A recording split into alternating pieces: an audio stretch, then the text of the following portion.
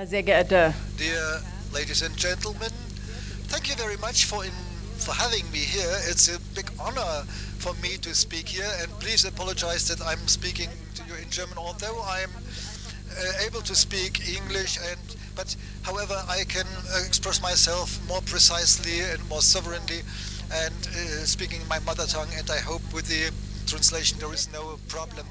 You are dealing during this conference with the threats for democracy, and what may be a larger threat to democracy than war, not only because war and democracy are not they are threatening also survival in this age of nuclear power and nuclear weapons, and that is why I want to speak about seeingly going into this big war and why the West has to change its strategy. And I think this is a very up-to-date subject, and it's really touching me very deeply. I think it was a week ago when we experienced that the scientists who actually are operating the nuclear watch, that is those are the observers how closely we are coming to a nuclear war. They put this war to 90 seconds before 12 o'clock, and those are really serious scientists who are closely observing the current affairs, and they have concluded that the world was never so close to a nuclear war than today. And this is really a deeply a terrible diagnosis that I think, how can it be ignored in such a way as it's being done in German society? It has been mentioned already that together with Alice Schwarzer and 68 very prominent people in public figures or artists, journalists, politicians, a week ago we published a manifesto for peace where it is about that the fact that in the Ukraine war the West has to change its strategy, that we should stop supplying our arms because there is an ongoing debate about fighter jets and tanks, that almost nobody is talking about how this way can be ended diplomatically, and we are really pledging for getting out of this military logic because we are convinced that this war cannot be won militarily for neither of the sides, not for Russia but also not for Ukraine. And with each new supply of weapons we link in escalation potential. We are extending this war more and more. We are also running the risk as Western country to get deeper involved in this war. And some weeks ago we had this event with the Ukrainian rocket which was coming down in Poland. You might remember where first it was said it was a Russian missile which by mistake hit Poland and killed 2 people there. And some people from the Ukrainian side, but also in German public, basically wanted to call to invoke Article 5, and that would have meant a Third World War. But fortunately it was not a Russian missile. But this case showed how close we are to such an escalation scenario. It's also another problem that the military always address when you supply tanks, when you might also supply fighter jets. They do not just have to be operated, they also have to be maintained and repaired. This is nothing the Ukrainians can do on their own, and obviously you can't teach them to do this in short times. So the question is, how are we going to ensure this? This will certainly be Russian military advisors, so we are also involved in this war with more and more staff. And this is definitely the way to a point where the NATO may become party of that war, even though they do not want to be party of the war. At least in German discourse, I perceive that in some countries this may be different, but in the German discourse, we also could see this in the response to our manifesto.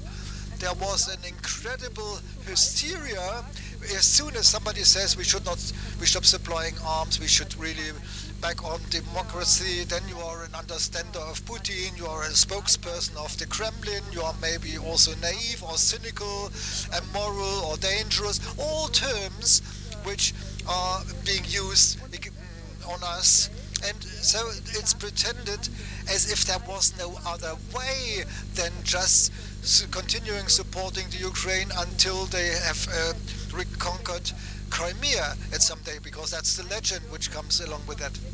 And my interest is just to open the debate here, because it's a very dangerous way in my mind, and I don't believe that nuclear power can really be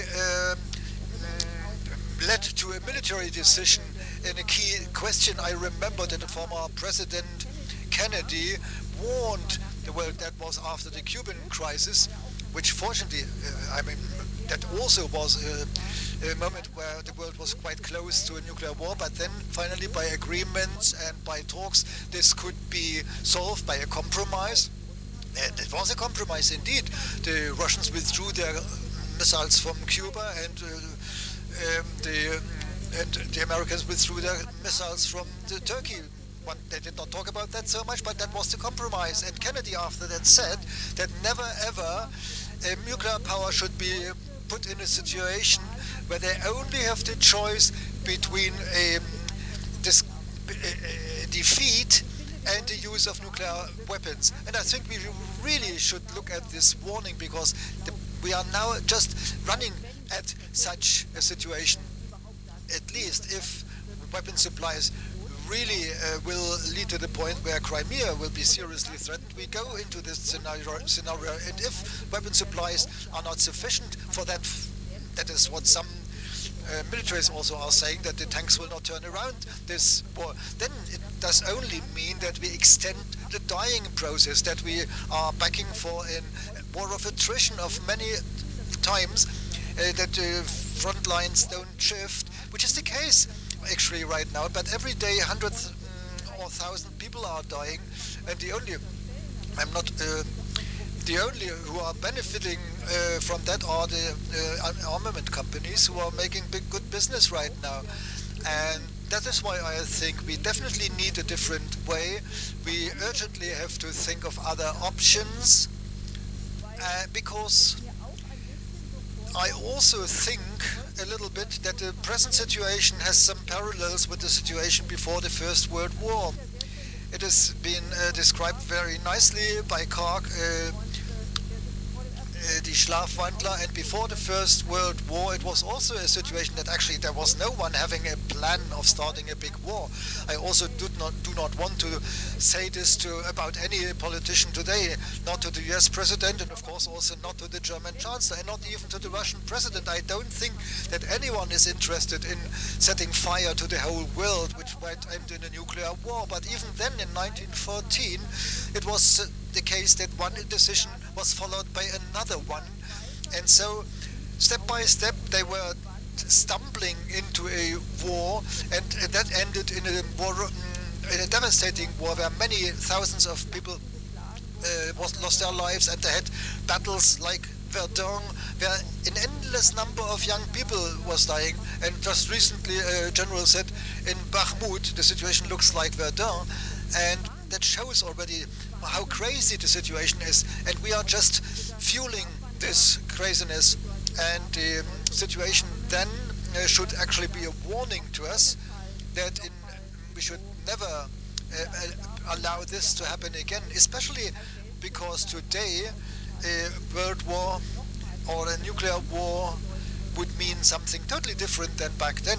The world wars of the 20th century were atrocious, but at least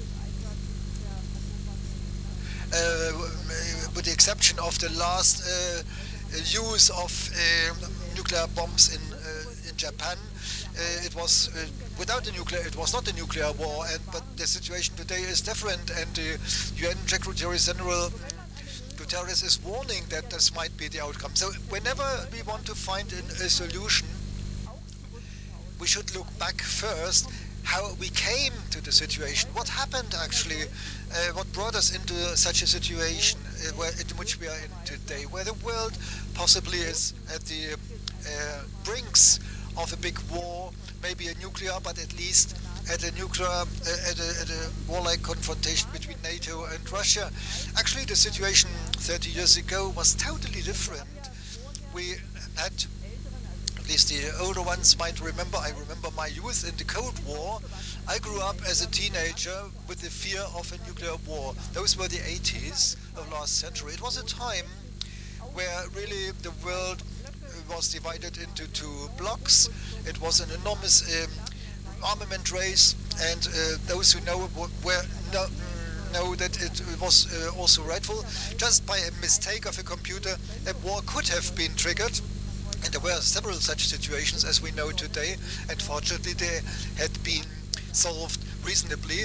And those were the 80s. I still remember the time how relieved I was when Mikhail Gorbachev entered the world stage, when they had peace talks and the armament talks, and even when the Cold War was ended, when the Russian troops withdrew from half of Europe without a single shot being fired, just because they accepted that they had nothing to do there, that they had no business there, that they should allow the countries to go their own way. Germany had the opportunity to reunite. All those were developments which seem to be far away today, but I think it's worthwhile remembering them. Especially we as Germans should remember that back then, with the decision of Russia, reunification of Germany became possible. That was not something absolutely normal.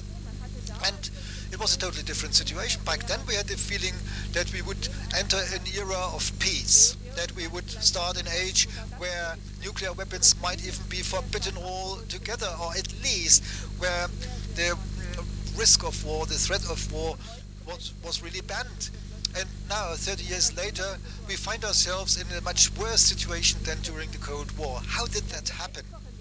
The simple way to read it is that Putin came along and he's a crazy person, and that's why we are now in this situation, or at least that's why there is war in Ukraine. Well, that's the German narrative in the media and the way how the West interprets the situation. So Putin is a crazy guy, and that is why we have that war in Ukraine.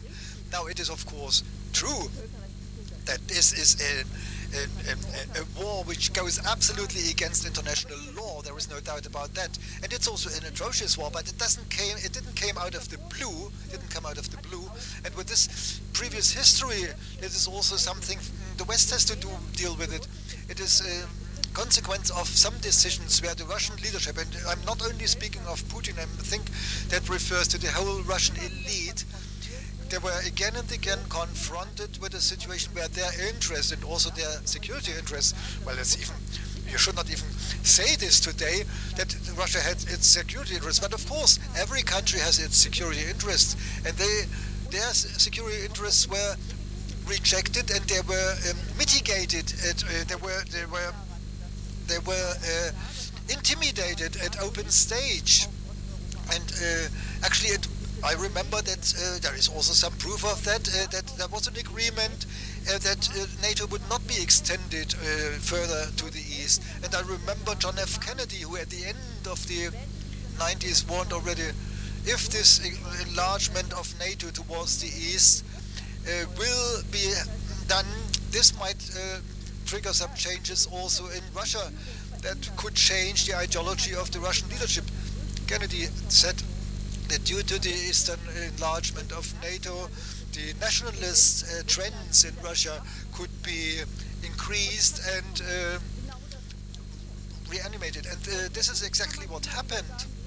Of course, we may say that it's up to each country to join whatever alliance they want, but this is a very abstract view. Of course, one can say NATO is a defensive alliance, but honestly, I can understand that countries, such as also Russia, has a different perception of that.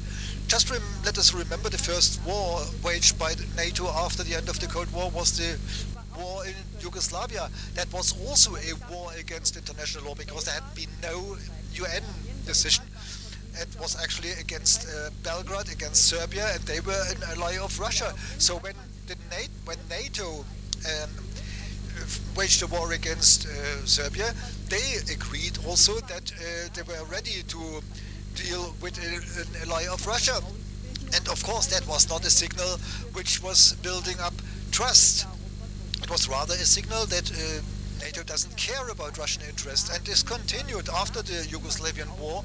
There were still, and that was already Putin who had this speech in the German Bundestag.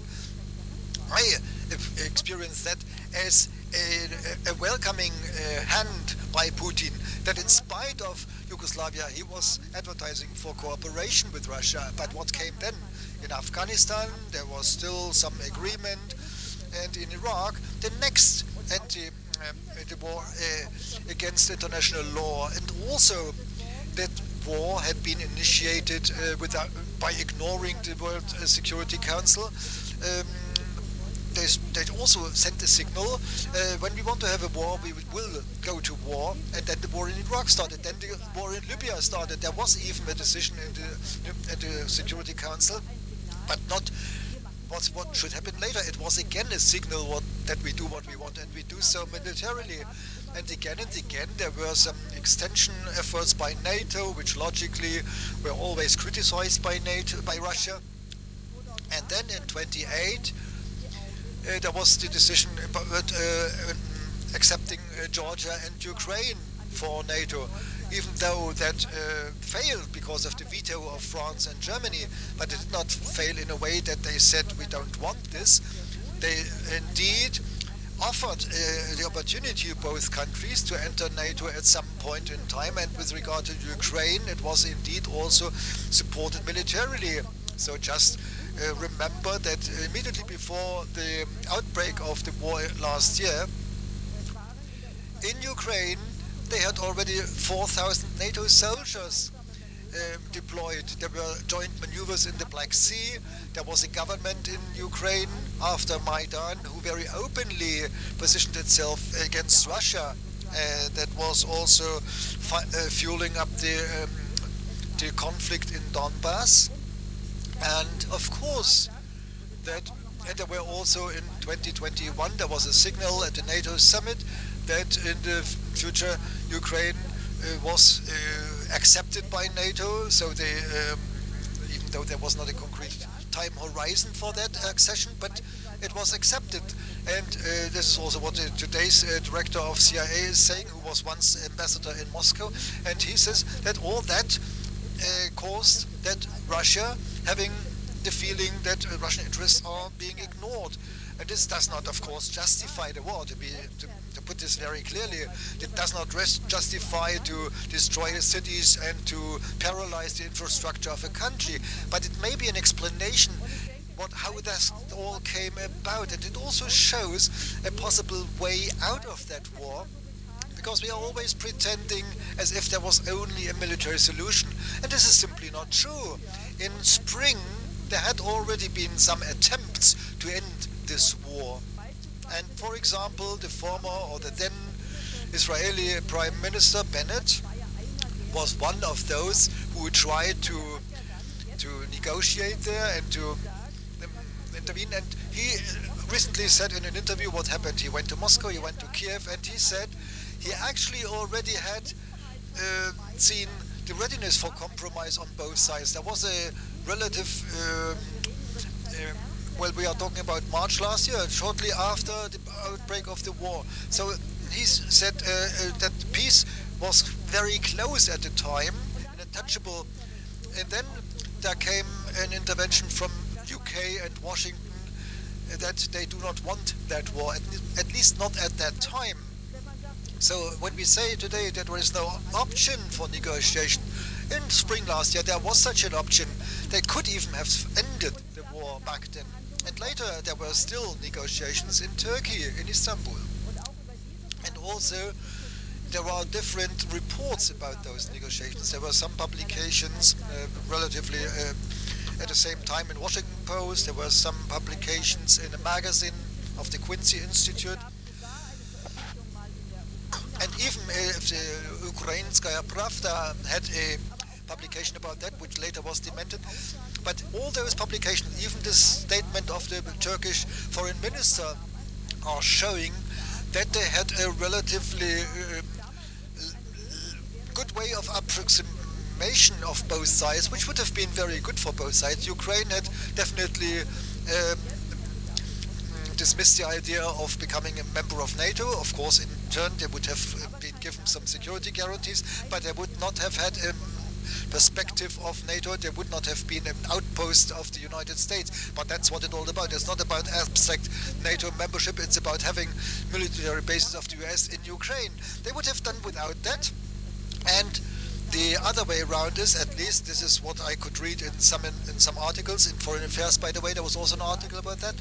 Russians would have said, we will withdraw behind the lines of the 24th of February. This would have been a genius end of the war, and many thousands of people could still be alive today. So that dates back 3/4 of a year. And of course, it's no use today saying what would have happened when. Many people have died in the meantime. Donbass has been annexed by Russia. I don't believe that we will ever go back or come back to the situation of back then by way of negotiation. That will be very difficult. But to make an offer for negotiation at all, where you go one step further towards Russia, maybe, for instance, in the membership of NATO, or that we at least freeze the front line where it's now, and then we might discuss the destiny of Crimea and the Donbass by negotiation instead of by arms. This could be an offer, and honestly, if Russia does not want such negotiations, then the situation would be different. But at least we have to give it a try. And the signals from Moscow, which I am perceiving, are not telling me that they are not willing to negotiate. Presently, it's now the Ukraine. Zelensky has just approved a decree which prohibits negotiations as long as Crimea is not taken back. And I think the West also has to take its own position. Are we really willing to supply arms until Crimea has been reconquered, or are we trying to negotiate?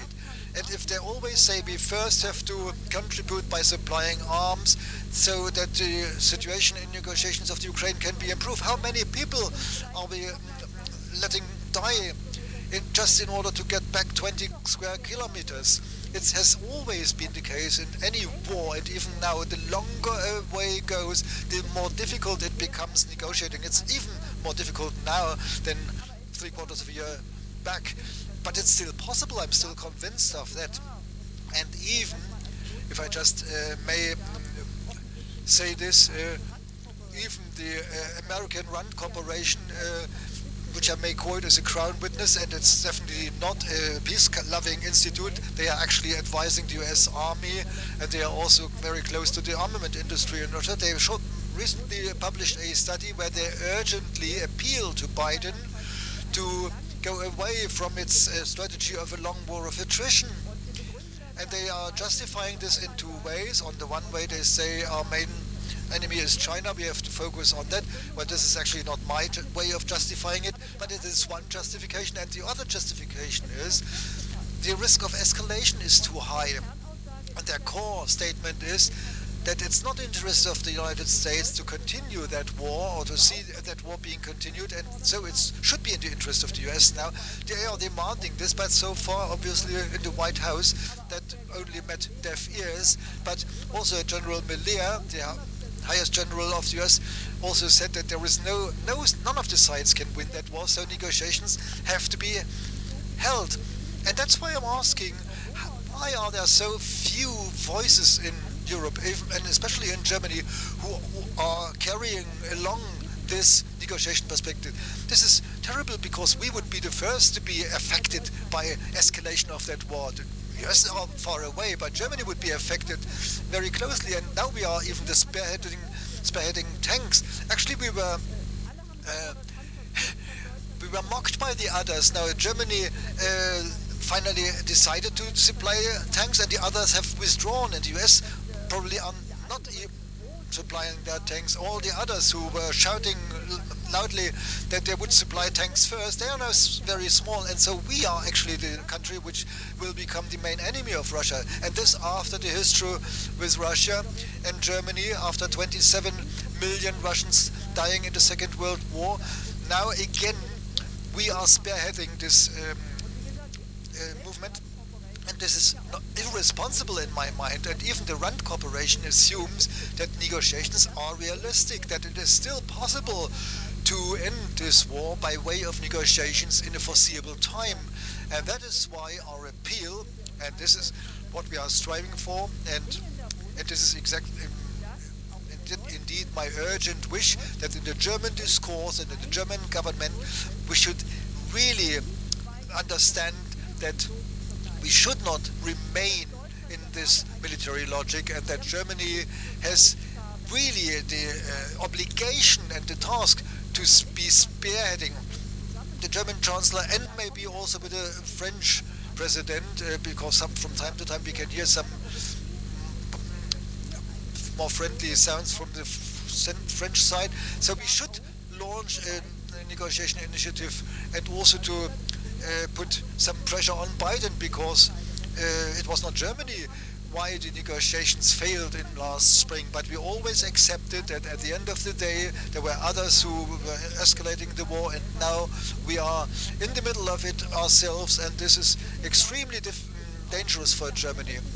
That is why I think we need a public opinion again, which also gets back to this basic finding, which was actually a general knowledge in the Cold War, that we always have to try and solve any conflict diplomatically, and this basic knowledge should again be generally accepted, because in my mind this is extremely important. It also refers to the conflict with China. Of course, are we wanting to start a world war because of Taiwan? Probably not. But it refers to all conflicts, and in Russia it is now very acute and very urgent. In this world of today, and this is my appeal and my interest, the world of today does not support any escalation of war, and that is why in any conflict, be it Russia or China, wherever in this world, every effort should be made to solve conflicts diplomatically with a readiness for compromise, by approaching each other, and in no case with military means. And that is why this crazy armament race is exactly the wrong signal. It doesn't make our world safer, it makes it unsafe. And even more so in an age where we much more than in the Cold War are controlled by artificial intelligence, where we have lots of computer systems which also have an enormous influence, and thereby the risk of a misunderstanding, of a technical error, is much higher than in former times. So we have to leave this path of bloc confrontation, which is now opening up again. We have to go away from military logic, military confrontation, and I dearly wish that we again come back to a world which we had at the end of the Cold War, where also thanks to the insight of Michael Gorbachev, that we have to approach each other in order to achieve peace, because without peace everything is nothing. We are talking about climate change and a lot of other problems we are facing, but if there is no peace, we can't guarantee the peace. All the rest is nothing we should think about, actually. And I think it's sad that also in the environmental movement this aspect does not play sufficient role, because without peace everything is nothing. No democracy can survive, and the climate problems and the environmental problems can't be solved either. And that is why we should rethink and we should change our paths. Ich danke Frau Dr. Wagenknecht sehr herzlich dafür, dass Sie uns eine... Thank you, Dr. Wagenknecht, for giving us a rational alternative for this narrative on war, and that you base your considerations on a careful analysis of facts. It was especially important for us that you reminded us of the efforts for negotiation of the Israel Prime Minister Bennett, and the progress of the negotiations which was already there at Istanbul. And the big question which you also posed or explained to us here is also how Germany will position itself, and whether at the end of the day it is in the interest of the well-being of the state, that is a term used by the German Chancellor also, if it is really in the interest of the German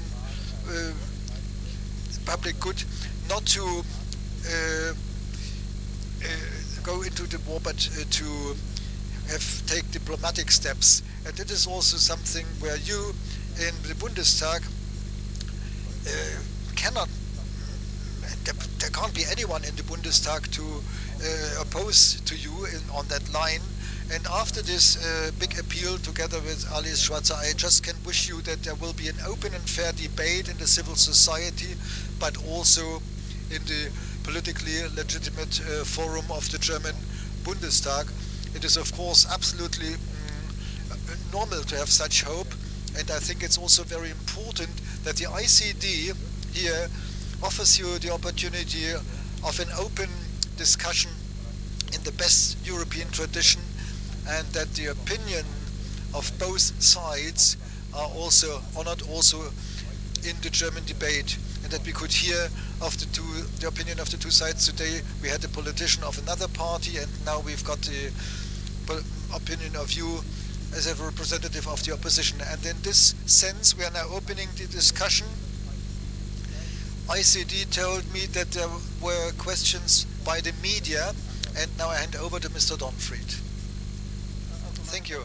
Thank you on my behalf also. It's a big honor to have you also on behalf of the ICD, the Institute of Cultural Diplomacy. Please sit down in the middle. We first would like to give the media the possibility. I understood that there is CDF TV Berlin, so you should have the first opportunity. Professor Kanter, please come to the stage as well. We also have prepared some questions from the Academy which Professor Köstler would like to give you, but first let's give the media the first word in the meaning of the freedom of the press. Are there any questions you would like to ask Ms. Wagenknecht? I know they also are interested in having an interview with you after that, but if there is anything from the media, please tell us. We are open to that. Otherwise, I would hand over to Professor Cutler. Our students prepared several questions which we would like to ask Ms. Wagenknecht now. So please. But before doing so, as we have always proceeded in this conference, I would like to give the floor to those who wished to pose their own questions to Dr. Wagenknecht, especially Dr. Diab, former Prime Minister of Lebanon. He's got some questions which he likes to ask you. And as we are already ahead of time, we have to keep it relatively short, unfortunately. Thank you. First of all, thank you for your presentation. When Dr. Hans was introducing you, he mentioned that you are a very popular politician. I didn't understand that because I don't know much about German politics, but after hearing your speech, I clearly understand why you are very popular. There's no doubt, and what I will say does not only necessarily apply to the war in Ukraine, it applies to all wars. I mean, your approach, your analysis, your arguments echoes very well with me, and I think fueling and prolonging any war does not solve it. I mean, at the end of the day, they all have to sit on a round table and negotiate. So what you were suggesting on diplomacy and finding diplomatic solutions and negotiations on the intricacies of the conflict is eventually what is going to happen. So your approach is excellent, and I think ICD should always invite you to provide such presentations on many issues pertaining to diplomacy. So thank you again.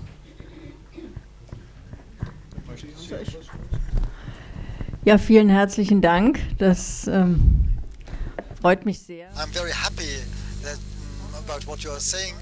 And in Germany, at least, the population is rather divided according to opinion polls. And it's half and half, 50-50. Half of the population is sharing what I have just said, and the other half is not sharing. So that's about the situation in Germany. And however, in the media, the debate is a totally different one.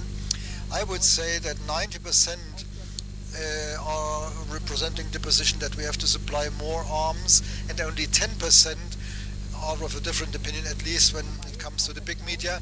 And it's astonishing also, but indeed, during a very long time in Germany, there had been kind of a governmental doctrine that we should not supply arms into war areas, although it was never fully respected. But now it's the Greens who in 2021 still had it in their election manifesto that we should not supply arms to war areas. And that's actually now, what happens now is the opposite of what was actually supported by many people in the past. But still, I'm very happy that we are so closely together in this question with you. So we can only accept 2 more questions. That was here and over there. Please.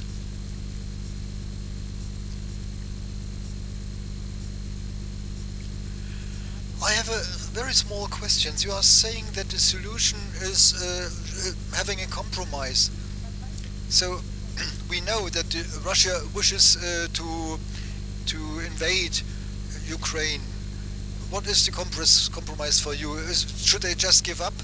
And actually the extension of that question is, if we want to have a compromise with Russia, we would actually be defeated by the the ambitions of Russia. Wouldn't that just trigger the next level of that war? A compromise does not mean that one side achieves what it wants. And I do not even know, I have no contacts to the Kremlin, but I don't know whether it's really the goal of the Kremlin to connect all Ukraine to Russia. I rather have the feeling that also the escalation of this war might lead to that, if they militarily can really be the winner, which actually some militaries don't feel that's possible. I think from the very beginning of this war, it was about one thing: to prevent the Ukraine from becoming an outpost of the US. And that was my point for the compromise. Now the question is what to do with the situation in Donbass and Crimea. I think a solution, so first of all, the front line should have to be frozen. Certainly there will be no talks possible, a ceasefire, and Russia will withdraw from the front line. That would be nice, but it's not realistic, I think. But if the front line could be frozen, then one could negotiate about it, and indeed it could be possible to achieve something similar like what we reached in the Saarland after the Second World War in Germany. Back then, Germany really had been defeated in that war, and nevertheless 10 years after the end of the Second World War, the Saarland people had the possibilities to decide in a referendum freely which country they would like to join. Of course, now we would not have to wait for 10 years. In this case, of course, it would be better if it had been earlier, but therefore there has to be a ceasefire. Only then UN observers can return to the country, and then an observed referendum can be held. I believe that the referendum on Crimea certainly will have the outcome as the earlier ones, but Crimea also simply has a different history. They traditionally belong to Russia.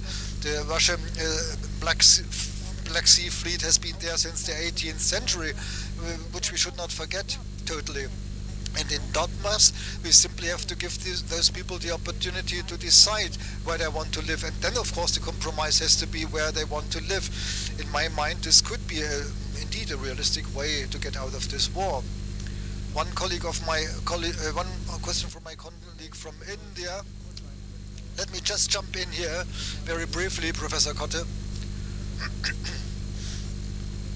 So I think with all the other speakers, we also have not interrupted the question.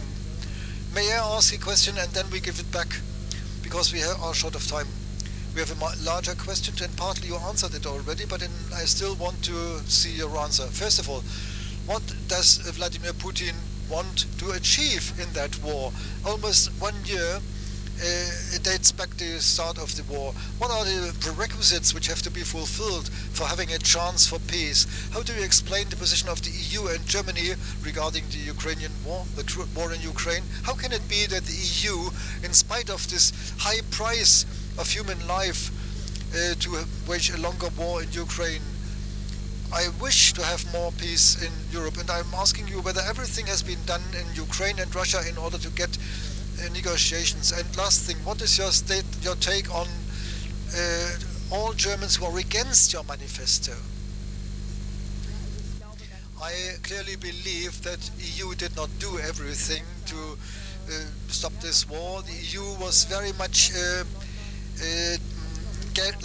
guided by this new axis between Washington, UK, and London and Warsaw, although neither Washington nor London are in the EU, but due to this link to those countries, EU also changed, and to the worse. If you take the EU as an alliance, which at some time was dominated very strongly by Germany and France, maybe they had to react differently in the past, but they did not do everything. Actually, they subordinated themselves mainly to what was told to them by Washington. And so I think that the EU also did not fulfill its job. So what is the goal of Putin? No one can look into Putin's brain. I do not know for sure what his target is in this war, but I know the prehistory of this war, and so I assume that it is rather about this geostrategic questions and the presence of the US on European ground than the nationalist questions. Putin had this speech back then when he said he wanted to destroy Ukraine and they have no right to exist. That is true, that's what he said. But we always have to bear in mind that in war situations, people are saying things also to collect or to bring together one's own population behind the targets of the war. And of course, it's always necessary to show success. That is the escalation I was warning about. A country which goes to war has to prove that they are successful, because it's about also getting on board all the people in the country. And that is how I understand why he annexed those republics. He was hesitating very much between 2014 and now he also did not recognize the territories occupied by the separatists. So I think it's the result now of this escalation of war rather than a result of that he all of a sudden wants to reinstall the old Soviet Union or even go further than that. I also think that the argument, if Putin gets a compromise, next he will invade Poland. This is not very realistic. A Russian army which is equipped, as we could see in last year in Ukraine, is not able to wage any war on NATO territory. And I know in the meantime also the Russian leadership knows that.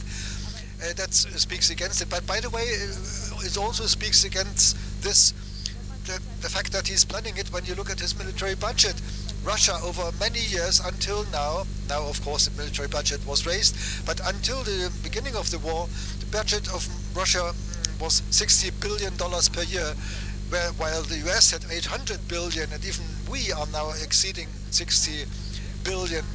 If a statesman really is planning what is now said about Putin, that he wants to wage a huge war and a campaign in annexing lots of countries in order to enlarge Russia and possibly reinstall part of the Soviet Union and occupy everything which formerly was occupied by Russian soldiers, then he would not have spent 60 billion, but many times more. And that does not speak for having a big plan in the back of his mind, which of course doesn't make this war any better. And now he's of course spending more, but I think at least this is something which should be also considered. So what am I telling to those who have a different opinion? I think I would tell them to remain rational in this debate. The discussion in Germany is highly emotional and very Russian saying that with somebody with Putin, like Putin, we should not negotiate with him. At the end of the Afghan war, US even negotiated with Taliban, and you have to negotiate with Putin, and even more so if considering that they are a nuclear power. So I think it's not an argument not negotiating with Putin, and it's also hypocritic because we know that Putin is certainly not the first person who started a war. Unfortunately, in the last 25 years, that was the case in many parts of the world, among other things also by the United States, but also Saudi Arabia, Turkey. In many points of the world, there are wars which are all criminal, and none of them are in line with international law. And so it's not honest simply to say that this war is a singular event since the end of the Second World War. That's definitely not the case, and that is why it has to be ended by way of negotiation, because the only parallel which they are saying is the parallel with Hitler's Germany. That is certainly not bearing parallel. National Socialism in Germany was an unprecedented regime, a criminal effort with Auschwitz, with the campaign against the world, cannot be compared with anything and should not be compared with anything else. I think also putting Hitler on a relative scale by putting him at the same level with Putin is really problematic. Another very relevant question is that the crisis between China and the West is now increasing and it's getting more visible. How can the West solve that increasing problem? And what is the role of China in all that? Well, basically it's the same problem. Of course, if you now are traveling to Taiwan, if you are fueling the military economy in Taiwan, which where you give up the consensus with the one country theory, that doesn't mean that we should not have any relationships with Taiwan, but always the statement had been that China is one country. If you go away from that point, and if you are continuously provoking, then of course you increase the risk of escalating that situation. And at the end, we are again being in the situation China will invade Taiwan, and of course everyone will say it's a criminal and an anti and a war against the international law. And for Taiwan it would be the worst that can happen, and the West again would have the alternative, either being looking at it, no, then we would not be affected, only the people in Taiwan, or they do not ignore it, and then we would have the Third World War because of Taiwan. That's pure craziness. And alone, when we look at the development in the Ukraine, we should at least contribute that not the same is repeated with China and Taiwan, because it's a highly risky and reckless policy, both with regard to the people in the region, but also, of course, to world peace. And the last question, as we are an Institute of Cultural Diplomacy, what is the role of cultural diplomacy in all that? Because many might be it's only up to the military, it's a strategic question. Can cultural diplomacy make a point in that difficult conflict, or what is the potential for that? I think cultural diplomacy is always important, and it's devastating that all the cultural projects which are now, which we had with Russia, they are not there anymore. Cultural exchange, cooperation between universities, that all that is now frozen. That Russian artists cannot present themselves in Germany anymore just because they are not distancing themselves openly from Russia. What is simply impossible for an artist to have their main working ground in Russia. On the one hand, we say we are criticizing the systems, and then we expect things from people which are simply not possible. So I do think we should not only continue this cultural exchange, we should develop it further. I'm coming from a part of Germany, at least spent there my childhood in the GDR, where they had very strong cultural links with Russia. As a child, we were actually not allowed to go to the West, but we were allowed indeed to go to the Soviet Union, and that is why I know Russia, Soviet Union and other Russian republics or Soviet republics, and those things are important. They are linking people with each other, and I think that needs to be developed further. And this the situation that they are banning Tchaikovsky from German concert halls or to stop playing Russian plays in theater, I think that's absolutely unacceptable and crazy, and of course that does not have anything to do with culture. Thank you very much. I now invite the Indian gentleman. Professor Kakles, is too no sense. Once Miss Wagenknecht agreed to speak today, she had one condition. She said, "Mark, I can do it, but I need to be in my car at 5:30." You're the judge. Is it okay? Or? Ganz schnell, also eine Frage können Sie noch, aber ich muss dann She's the wirklich, boss. weil ich She's the den boss. nächsten Termin schon direkt habe. Okay. So is there one final question? Here, the gentleman, because I gave him the floor already. So we will proceed as Yeah, thank you so much, Dr. Koshler and Mark. And sorry if it's too late. And it was a wonderful speech. Although I understood with the translator, I understood that you are a very charismatic politician. So congratulations on that. And my question is actually a bit controversial because it's related to realpolitik. But I know you're not afraid, so I am expecting full honesty.